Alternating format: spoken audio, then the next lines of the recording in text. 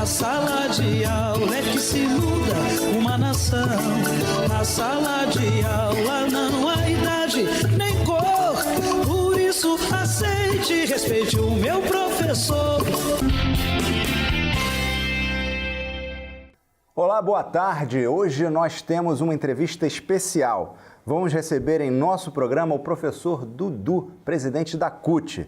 Você vai saber como e por que a CUT está chamando uma paralisação para a próxima segunda-feira, dia 19 de fevereiro. Você é trabalhador? Então não deixe de assistir essa entrevista. Está no ar a TV Sintese. Estamos aqui com a presença ilustre do presidente da CUT e pré-candidato ao governo do estado, professor Dudu. Tudo bem, Dudu? Tudo bem. Eu sei que você foi convidado aqui para falar sobre a próxima paralisação do dia 19. Mas antes, queria lhe fazer uma pergunta. Qual é o papel dos trabalhadores e militantes sindicais na luta contra a expoliação dos direitos dos trabalhadores? Olha, historicamente os trabalhadores só têm avançado nas conquistas ou evitado a retirada de direitos com mobilização, com muita luta, com muita pressão, seja sobre deputado, senador ou também contra o judiciário. Acho que o papel da classe trabalhadora é estar em movimento para defender os seus interesses. Você não acha que os trabalhadores deveriam, de uma vez por todas, compreenderem que eles estão sozinhos nessa luta contra as maldades do governo Temer e que eles só podem contar com eles mesmos? Olha, a classe trabalhadora já está tomando consciência disso. Não é por acaso que nós, historicamente, tivemos dificuldade em unificar as diferentes categorias. É da natureza da classe trabalhadora fazer luta somente pelo seu salário e pelas suas condições de trabalho, na sua categoria. Médico luta isolado, o operário luta lá na dele, o professor na dele. Então, esse tem sido um problema que a gente enfrenta historicamente. Só que agora nós estamos conseguindo juntar como classe. Certo. As categorias, elas formam uma classe. Então, a noção de classe trabalhadora, ela é fundamental nesse momento. Enquanto a grande mídia, ela procura trabalhar a ideia de que o povo é um só, nós trabalhamos diferente. Nós temos duas classes distintas, a classe dominante e a classe trabalhadora. A partir do momento que ela introjeta essa ideia de que ela conta com ele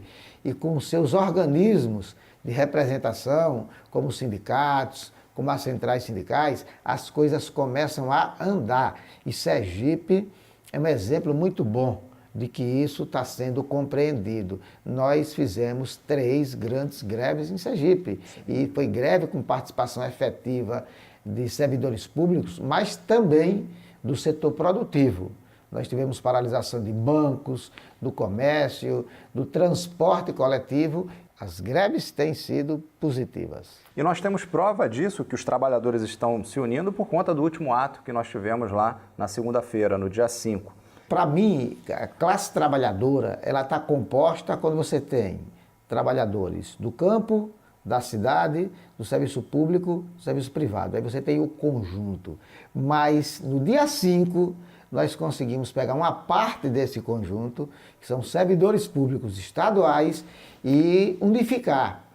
Pode ter certeza, aquela foi a primeira vez que todos os sindicatos, servidores aderiram àquela manifestação. Não há dúvida de que quanto maior o ataque, mais fácil fica para você mobilizar. Quando as pessoas sentem o ataque de forma mais contundente, ele também reage de forma mais rápida. Foi isso que aconteceu. E eu não tenho dúvida, aquela manifestação entrou para os anais da história. E veja, ali nós realizamos uma assembleia unificada. Tinha 3 centrais ali, com sindicatos de base ali. E nós fizemos uma assembleia campal diferente, fora dos auditórios, dos espaços fechados, em praça pública, onde o trabalhador se via como trabalhador e conseguiu compreender essa necessidade e já apontou pela deliberação de apoio à greve geral do dia 19. Então, dia 19 vai ter greve geral em Sergipe com muita força. E os servidores vão fazer um ato à parte no turno da tarde. Eles vão concentrar em frente ao Palácio de Despacho. Pela manhã vai estar nas agendas gerais, né, da Greve Geral Nacional. Agora à tarde tem endereço e já vai entrar no calendário de luta de Sergipe. Greve Geral, de manhã tem as manifestações corriqueiras e à tarde servidores públicos se concentram em frente ao Palácio para mandar o seu recado. Estou muito otimista com relação a essa próxima manifestação. A humanidade, as pessoas tendem a melhorar, a crescer à frente de grandes problemas, de grandes crises. Você acha que essa maldade toda, a reforma da Previdência, direitos trabalhistas, você acha que isso está efetivamente conscientizando a população e ajudando nessa reestruturação, vamos dizer assim, de pensamento? Tem um adágio popular que diz: quem não aprende pelo amor, aprende pela dor. Parte da classe trabalhadora está sentindo na pele, literalmente. Isso é no serviço público, no serviço privado, trabalhando no campo da cidade, aí não escolhe. O ataque brutal aos direitos históricos conquistados pela classe trabalhadora está fazendo com que as pessoas se mexam. Eu já disse aqui, numa outra vez, que as greves gerais, as manifestações contra o golpe que aconteceu no Brasil, eu vou tratar especificamente de Sergipe, eu tinha uma preocupação. Nós tínhamos muita gente na praça, muita gente nas manifestações, mas eram pessoas que tinham vinculação direta com o sindicato, com o movimento social, ele tinha uma identificação com a luta já. E a gente sentia falta do povo, da massa, que também era atingida naquele momento, uma vez que o golpe tinha como objetivo abrir o caminho para atacar os direitos da classe trabalhadora, eles não vieram naquele momento. Mas agora a gente percebe que com a reforma trabalhista já está batendo a porta aí os problemas com a terceirização e a reforma da Previdência. E sobre a reforma da Previdência, eu queria abrir um parêntese. O governo federal tem sido muito competente na hora de fazer a propaganda. A questão é que a propaganda é falsa. Exatamente. E aí, na hora de fazer o contraponto, isso cabe a nós, do movimento sindical, do movimento social. Olha, a propaganda é bonita, mas é enganosa. Ou seja, o governo vinha defendendo na propaganda de que trabalhador rural, por exemplo, não seria afetado. Até ontem estava em debate no Congresso, porque os rurais também serão afetados. Ou seja, a nossa tarefa é exatamente essa: transformar o limão em limonada. É você pegar o ataque à classe trabalhadora para transformar aquilo em luta social para reverter os danos. Nessa altura do campeonato, ao seu ver, quais são os maiores desafios dos movimentos sociais e sindicais? O desafio é construir a unidade. Ele saber que não há solução individual. Não tem uma central sindical única que resolva o problema, não tem uma federação, não tem um sindicato que isoladamente seja capaz de enfrentar esse trator que o governo ligou e está passando por cima dos trabalhadores. Nós só vamos conseguir resistir se for com unidade. Eu costumo dizer o seguinte: quando o dirigente sindical consegue diferenciar unidade e união, as coisas avançam. Parece algo simplório, algo só do campo da semântica, mas não é. A união é uma coisa mais afetiva. Por exemplo, um dirigente sindical, ele não é obrigado a ser amigo do outro para fazer uma luta conjunta. Agora, se ele entender o que é unidade, ele deixa as diferenças e vai construir a luta. Então, eu tenho insistido muito nisso. Unidade e união são diferentes e nós estamos apostando na unidade. E a unidade está sendo possível. Está sendo possível. Acho que uma analogia boa seria um time de futebol. Você tem lá o seu time, você pode até não gostar do teu parceiro de time, mas se ele estiver na cara do gol, você tem que passar a bola para ele, porque no final é a unidade, é o que todo mundo ganha, né? É verdade. Na seleção brasileira de futebol, isso é histórico. Jogadores não se falavam, tinham diferenças profundas entre eles, mas no campo eles resolviam. Então, amadurecimento também. Não tem alternativa se não for na unidade. O desafio é esse, porque o mundo do movimento sindical é muito parecido com o mundo da política. Tem vaidades, numa grande manifestação, as pessoas querem aparecer quando a mídia aparece. Então, é importante que a gente tenha clareza que quando você está ali, você está representando os interesses da classe trabalhadora. Não pode estar preocupado em estar aparecendo na TV, no rádio. Você precisa entender que a unidade é necessária e a vaidade às vezes atrapalha. Então, o nosso desafio é construir luta coletiva. E repito, Sergipe está de parabéns nesse quesito. E vamos dar uma grande resposta agora no dia 19. Agora eu quero dar um recado aí para você, espectador, telespectador que está nos acompanhando. Dia 19 é um dia importante, é dia de greve, então, sabe, as centrais, os sindicatos, as pessoas estão indo para as ruas para defender o teu direito, o meu direito, o nosso direito. Então, vamos nos conscientizar, vamos estar presentes, vamos fortalecer essa luta, porque é um momento histórico. Perder aqui é perder a oportunidade de cuidar do teu futuro, do futuro do teu filho, tá? Então fique ligado, dia 19, participe. Dudu, quero mudar aqui um pouco o nosso rumo do bate-papo. Qual é o efeito da lei da terceirização na vida do trabalhador?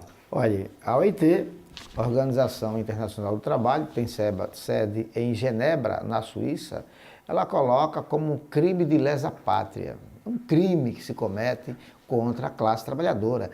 É o cúmulo da expoliação.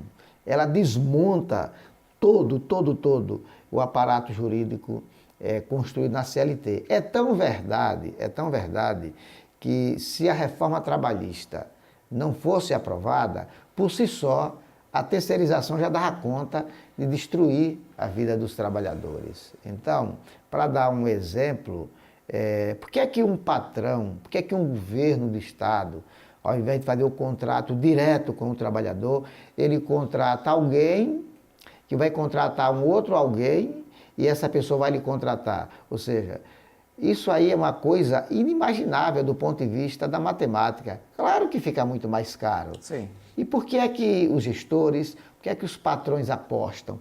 Eles apostam porque, apesar de sair mais caro, não é verdade que sai mais barato, só em algumas situações sai mais barato, para o trabalhador é ruim. Você veja bem, ele ganha menos do que o trabalhador regular.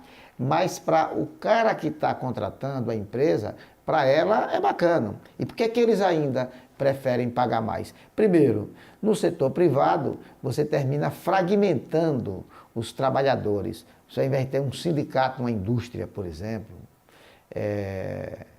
um único sindicato representando os trabalhadores, você tem 8, 9.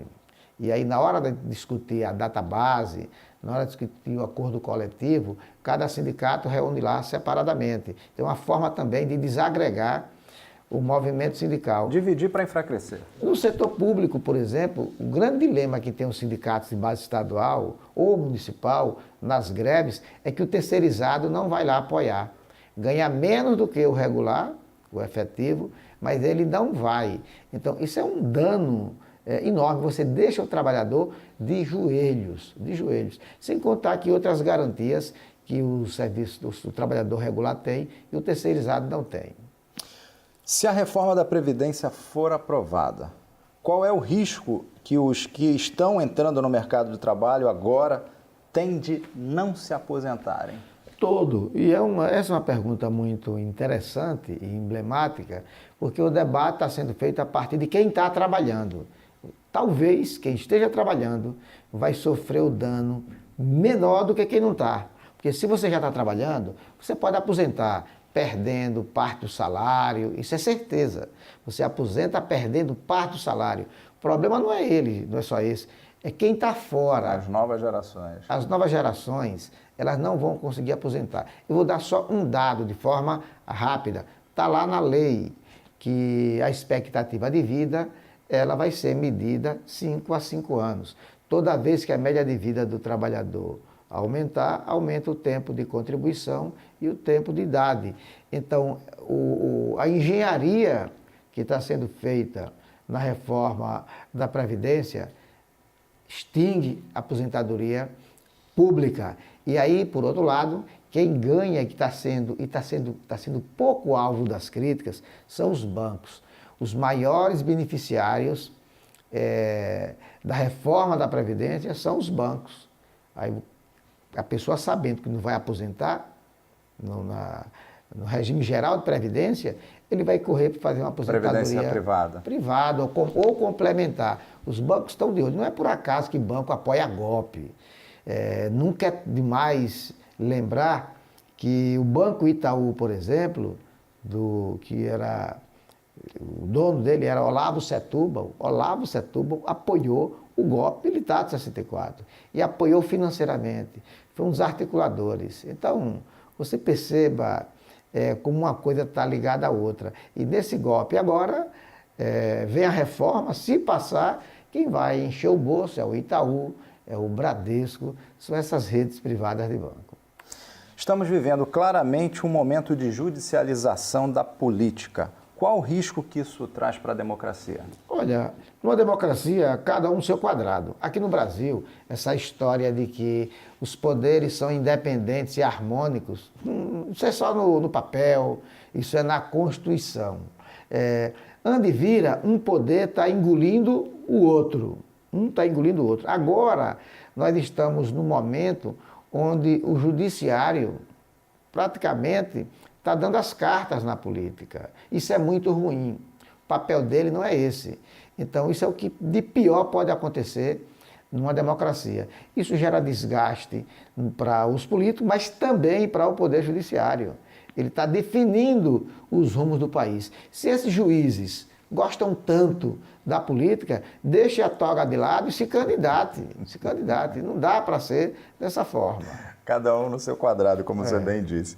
Agora vamos falar sobre a paralisação que a CUT está chamando para a próxima segunda-feira, no dia 19. Por que ela é importante e qual é o objetivo? Olha, greve geral do dia 19 está sendo pautada pelas centrais no Brasil inteiro, né? O mote é, se botar para votar, o Brasil vai parar. Botar para votar o quê? A reforma da Previdência. Ela está aí. Até agora, o governo não tem voto suficiente, mas ele garante que bota entre 19 e 20. E nós estamos aqui de sobreaviso. Já foi deliberado greve geral, se botar para votar, vai parar. Agora, Sergipe, diferentemente de outros estados, aqui digamos que o governo tire da pauta. Está em cima da hora. Tire da pauta em cima da hora. Nós não vamos gastar um cartucho, né? E fazer a greve, mesmo sem a votação, porque ele deve apostar lá no final de fevereiro, ganhar mais um tempinho para tentar conseguir os votos. Então a gente vai resguardar para fazer lá no final. Agora, independente de qualquer coisa, vai ter grandes manifestações em Sergipe, porque os servidores do Estado já deliberaram greve para o dia 19 e às 15 horas vão fazer um ato muito forte em frente ao Palácio de Despacho, para cobrar respeito ao governo Jackson, que não só tem atrasado o salário, principalmente dos aposentados, como tem parcelado. 13º nem falar em pagar. Exatamente. Bom, eu já dei o meu recado, né? Já convidei. Agora, por favor, reforce aí o seu convite para que todos estejam presentes no dia 19. É importante que as pessoas entendam a luta pela defesa dos direitos não é uma atribuição só do dirigente sindical. As pessoas às vezes não percebem. Quando o ataque da reforma da Previdência chegar, não vai atacar só o dirigente sindical, vai atacar você que está sentado agora aí, ou em pé, assistindo esse programa. Então, a luta não se terceiriza, a luta é de todos. É papel da central sindical, é papel do sindicato organizar os trabalhadores. Mas independentemente de você ser filiado ou não, você deve estar junto com a gente no dia 19 para fortalecer essa corrente chamada classe trabalhadora, para enfrentar a classe patronal e os gestores que atuam como inimigo dos trabalhadores. Dudu, muito obrigado. Tenho certeza que muita gente foi tocada com suas palavras. Eu agradeço a você mais uma vez. E eu me despeço de você com uma frase de Winston Churchill. A política é quase tão excitante como a guerra e não menos perigosa. Na guerra, a pessoa só pode ser morta uma vez, mas na política, diversas vezes. Pense nisso. Até o próximo sábado, se Deus quiser, e Ele há de querer. Tchau, pessoal! Na sala de aula é que se forma um cidadão. Na sala de aula é que se muda uma nação. Na sala de aula não há idade nem cor.